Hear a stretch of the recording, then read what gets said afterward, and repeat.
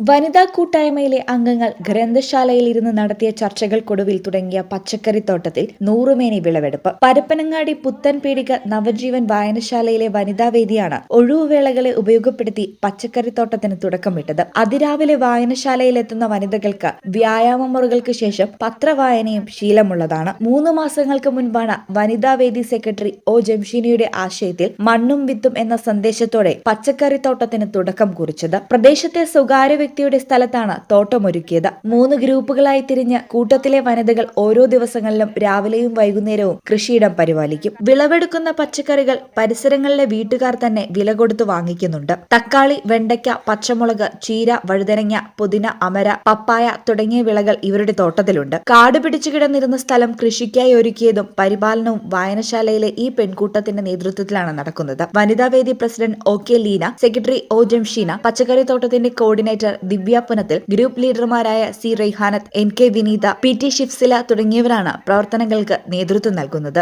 ഈ ചാനൽ പരപ്പനങ്ങാടി. ഞങ്ങളെപ്പറ്റി നിങ്ങൾക്കല്ലേ കൂടുതൽ അറിയുന്നത്? പരിശുദ്ധിയുടെ സുവർണ പാരമ്പര്യം. Hayath golden diamonds, Valanchery.